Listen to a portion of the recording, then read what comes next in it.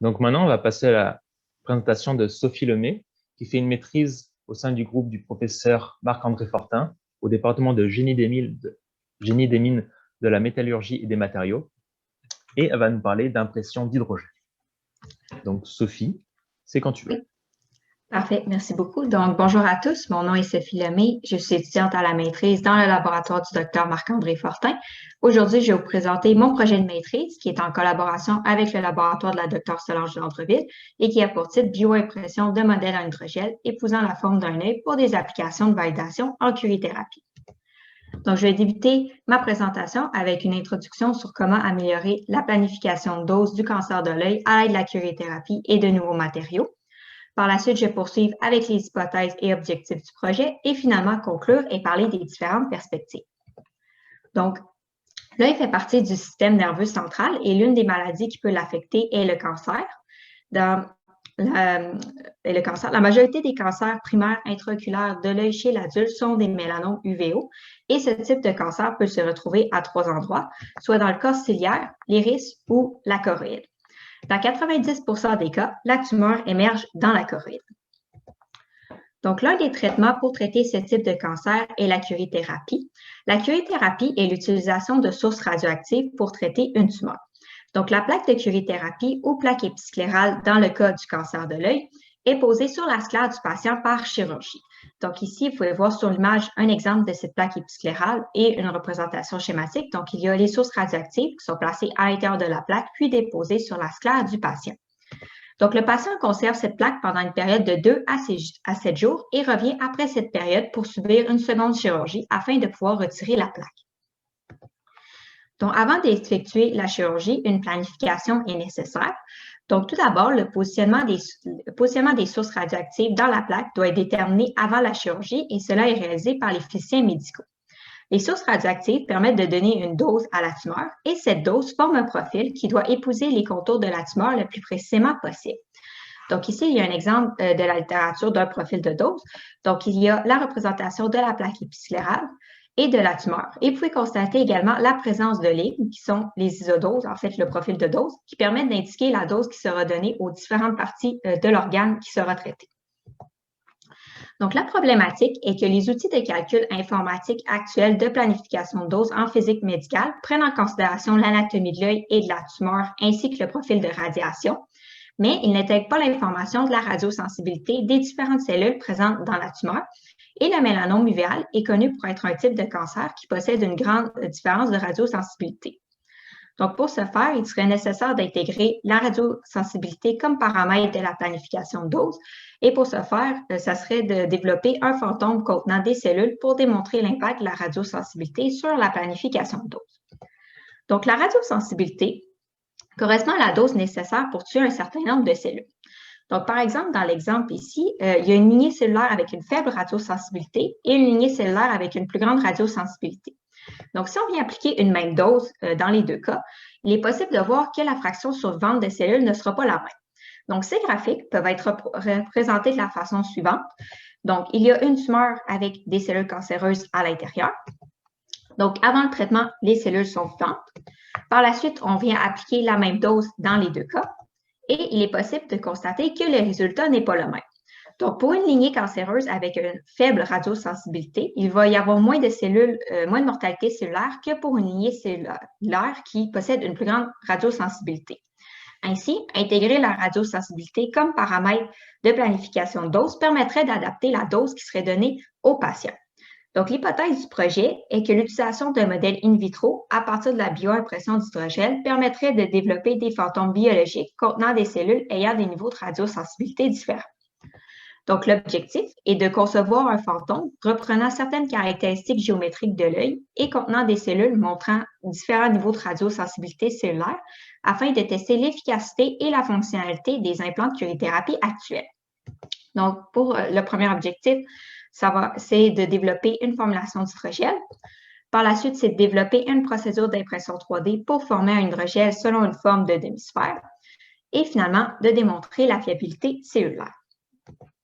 Donc, le premier objectif est le développement d'une formulation d'hydrogel Donc, pour cette partie, on s'intéresse à deux parties de l'œil, soit la sclère, puisque c'est à cet endroit que la plaque épisclérale se retrouve, et la choroïde, puisque la tumeur grossit à cet endroit. Donc, naturellement, dans l'œil, dans la sclère, on retrouve du collagène, des protéines, des fibroblastes et des mélanocytes. Pour ce qui est de la choroïde, on retrouve du collagène, des fibres, des fibroblastes et des mélanocytes. Donc, le but du projet n'est pas de reproduire tout ces parties de l'œil, mais d'avoir plutôt certaines caractéristiques pour s'en rapprocher. Donc, pour créer le modèle, des hydrogels seront utilisés. Donc, des hydrogels sont des réseaux tridimensionnels composés de polymères hydrophiles et ce sont des matériaux qui peuvent être bioimprimés. Lorsqu'on souhaite bioimprimer des hydrogels, il faut regarder à certaines caractéristiques, comme tout d'abord les propriétés mécaniques. En effet, selon l'application voulue, l'hydrogel choisi doit avoir certaines caractéristiques. De plus, si des cellules sont ajoutées à l'hydrogel, il faut également que le matériau possède des sites d'adhésion pour permettre aux cellules d'y adhérer et de proliférer. Et finalement, le matériau doit être biocompatible. Donc, pour ce projet, comme fonction mécanique, l'alginate a été choisi. Donc, l'alginate, c'est un matériau qui se gélifie en présence d'ion calcium et qui est biocompatible et non toxique. Cependant, l'alginate ne possède pas naturellement des sites d'adhésion pour les cellules. Donc, pour cette raison, un deuxième composant comme fonction cellulaire a été ajouté, soit le collagène de type 1. Donc, c'est un matériau qui se retrouve naturellement dans l'œil. Toutefois, ce matériau ne possède de faibles propriétés mécaniques, mais celles-ci peuvent être améliorées lorsqu'il est combiné à d'autres matériaux, comme par exemple l'alginate. De plus, pour améliorer l'imprimabilité, un troisième composant a été ajouté, soit la gomme de xanthane. C'est un matériau qui est biocompatible et non toxique. Donc, pour les résultats de cette partie, tout d'abord, le but est d'optimiser l'imprimabilité à l'aide de la gomme de xanthane et le but est d'obtenir un filament continu. Donc, dans le premier exemple, où l'imprimabilité n'est pas optimisée, il est possible de constater que l'hydrogel forme des gouttes au lieu de filaments et cela se répercute également sur le résultat. Donc, l'hydrogène n'est pas capable de maintenir sa forme autour du support et il coule autour de ce dernier.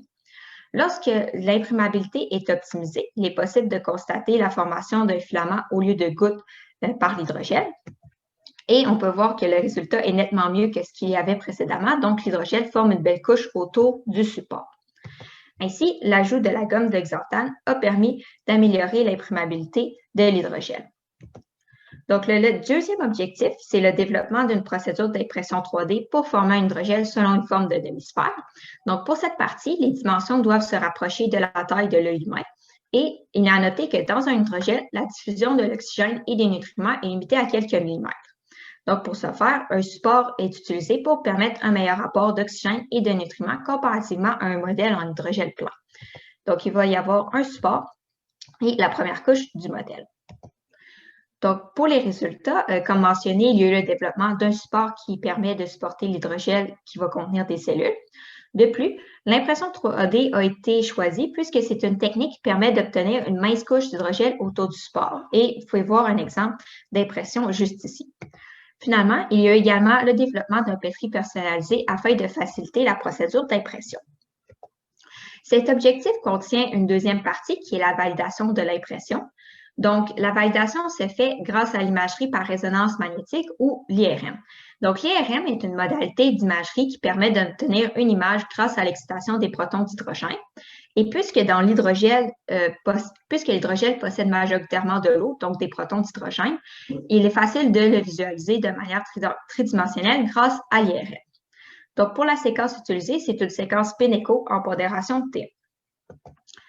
Donc, les images obtenues permettent de mesurer le diamètre et l'épaisseur de la demi-sphère d'hydrogel. Vous pouvez voir un exemple juste ici de la vue axiale et de la vue coronale du dôme. Donc, le diamètre obtenu est de 26,2 mm pour le diamètre et le diamètre d'un œil humain est entre 23 et 26 mm. Pour ce qui est de l'épaisseur de l'hydrogel, il est de 1,3 mm et l'épaisseur de la sclère à l'arrière de l'œil est de 1 à 1,35 mm. Donc, les résultats obtenus ont permis de voir que les dimensions se rapprochent de ce qu'on retrouve dans l'œil. Donc, le troisième objectif est de démontrer la viabilité cellulaire. Donc, pour ce faire, des lignées cancéreuses du mélanome uvéal avec différents niveaux de radiosensibilité sont utilisées, ainsi que des fibroblastes choroïdiens. Pour ces tests, des analyses sont faites à 3 moments dans le temps, soit au jour 0 pour vérifier viabilité cellulaire après l'impression, au jour 1, puisque c'est à ce moment que la plaque épisclérale va être ajoutée, et finalement au jour 4, puisque la plaque épisclérale va être retirée à ce moment. Ces analyses sont également divisées en 3 parties. Donc, la première partie est sans impression pour vérifier comment les cellules se comportent dans l'hydrogel. Par la suite, c'est l'impression d'une forme simple afin de valider les paramètres d'impression choisis et finalement l'impression du modèle. Pour cette présentation, je vais vous présenter la première partie sans impression et l'impression d'une forme simple. Donc, pour démontrer la viabilité cellulaire, un test LiveDead est utilisé. Donc, dans ce test, il y a un marquage vert qui permet d'identifier les cellules vivantes et un marquage rose qui permet d'identifier les cellules mortes. Donc, les images sont prises au microscope à épifluorescence. Donc, voici les résultats pour cette partie. Donc, tout d'abord, le graphique montre la viabilité cellulaire pour les lignées cellulaires avec et sans impression. Donc, pour la lignée cancéreuse MEL 270, la viabilité après une période de 4 jours est supérieure à 80 %. Pour ce qui est des fibroblastes choroïdiens, c'est de 70 % après 4 jours. Et pour ce qui est de la lignée cancéreuse MU2, elle est de 60 % après une période de 4 jours. Pour toutes les lignées pour toutes les lignées cellulaires, les paramètres d'impression n'ont pas affecté significativement la viabilité cellulaire, ce qui est une bonne chose pour la suite des expériences. Donc, en conclusion, le premier objectif était de développer une formulation d'hydrogel et cela a été fait avec un hydrogel composé de collagène, d'alginate et de gomme d'oxantate. Le deuxième objectif était de développer une procédure d'impression 3D pour former une hydrogel selon une forme de demi-sphère et cela a été fait avec le développement d'un support, d'un pétri personnalisé et d'une procédure d'IRM. Et finalement, le troisième objectif était de démontrer la viabilité cellulaire et cela a permis de montrer que les paramètres d'impression n'affectaient pas significativement la viabilité cellulaire. Pour ce qui est des travaux futurs et perspectives, il va y avoir l'impression du modèle complet et l'analyse de la viabilité cellulaire aux différents moments. Donc, ces expériences sont présentement en cours. Par la suite, le fantôme in vitro va être utilisé pour tester les plaques de curie-thérapie. Et à long terme, le fantôme pourra être utilisé pour un meilleur ajustement de la planification de dose. Donc, j'aimerais remercier mon superviseur, les collaborateurs, mes différentes équipes de recherche et les organismes subventionnaires. Et merci à vous pour votre écoute. Merci beaucoup, Sophie. Donc, on a déjà une première question. Alors, est-ce que la porosité, le taux de réticulation ou les possibles défauts, comme la résolution, précision de la courbure, etc., de l'implant 3D imprimé pourraient affecter l'efficacité du produit final pour l'application envisagée? Et deuxième question qui s'ensuit, aujourd'hui, ce sont quoi les limitations de l'approche de l'impression 3D pour cette application? OK, un instant, juste regarde. Pour être sûr, je vais juste arrêter de partager parce que sinon, je ne vois pas le chat. La question était longue. Excusez-moi. Je peux la répéter si tu veux. Non, attends, je suis en train de la lire. C'est le taux d'éducation possible en fait, l'implant, c'est pas un implant qu'on va implanter dans le corps humain, donc c'est pas nécessairement problème de reproductibilité. Pour le taux de réticulation ou les possibles défauts, en fait, ça, avec la concentration des produits qu'on a utilisés, on a fait une optimisation pour permettre d'avoir une bonne imprimabilité. Pour ce qui est de la résolution de l'imprimante, on a répété les impressions plusieurs fois et avec l'IRM qu'on a obtenu, c'était sensiblement les mêmes résultats à chaque fois. Donc, la résolution est assez constante. Je ne vous cacherai pas que ce n'est pas non plus la résolution parfaite, comme par exemple, si on a par exemple un embout de 0,4 micromètres, on va avoir une résolution un peu plus faible parce qu'en fait, l'hydrogel va gonfler aussi après l'impression. Donc, ça va affecter la précision, mais c'est quand même une technique qui est reproductible. Puis ça dépend aussi des matériaux qui sont utilisés. Pour ce qui est les limitations de l'approche de l'impression 3D, en fait, il y a le matériau lui-même qu'on imprime parce qu'en fait, ça peut affecter la résolution qui est possible d'obtenir. Donc, il y a des matériaux qui ont des meilleures résolutions que d'autres. Et aussi, ça dépend, c'est ça, ça dépend vraiment du matériau, de la résolution puis de l'approche. Aussi, il y a différentes méthodes d'impression 3D qui peuvent être utilisées. Donc, tout dépendant de la technique employée, il y a d'autres limitations qui peuvent s'ajouter ou s'enlever, tout dépendant de ce qu'on souhaite faire. Ouais, c'était pas... Je ne sais pas si ça répond à la question.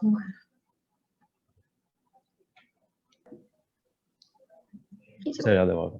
Il y a une deuxième question, comme tu vois, d'Élodie Boisselier. Je ne sais pas si tu veux la lire directement. Si les supports lors de l'impression 3D avaient des trous, si oui, pourquoi et quel impact et trous sur le modèle? En fait, le support qui est créé, qui est un grillage, ça va permettre au milieu de culture d'être répartis de manière uniforme au lieu d'être seulement sur le dessus du modèle d'hydrogel. Donc, en fait, le grillage, c'est un grillage qui a été moulé. Donc, en fait, cette partie-là n'a pas été imprimée. Puis, par la suite, on vient imprimer l'hydrogel autour de ce support-là. Donc, les trous, ça permet vraiment que le liquide passe en dessous au lieu d'avoir un modèle plein qui est en dessous. Moi, j'aurais une petite question très rapide, très simple. Combien de temps ça prend à peu près pour imprimer le dôme, ça prend à peu près 2 minutes. Ah oui, c'est extrêmement rapide. Oui. Bon, mais il y a une autre question. Du coup, est-ce que le milieu de culture a été optimisé pour assurer la viabilité de toutes les cellules présentes dans le modèle?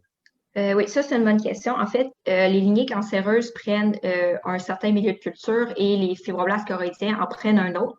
Pour l'instant, vu que les fibroblastes choroïdiens sont, entre guillemets, un peu plus fragiles, on a mis le milieu de culture des fibroblastes choroïdiens, mais une avenue pour optimiser ce qui pourrait être fait, c'est en fait prendre 50% du milieu de un, 50% du milieu de l'autre modèle. Comme ça permettrait d'avoir un bon mélange et toutes les lignées cellulaires auraient une partie de leur milieu natif. Pas nécessairement natif, mais leur milieu de prédilection. Donc, ça pourrait être essayé dans le futur au lieu d'avoir juste le milieu de 1. Merci beaucoup, Sophie, pour ta présentation.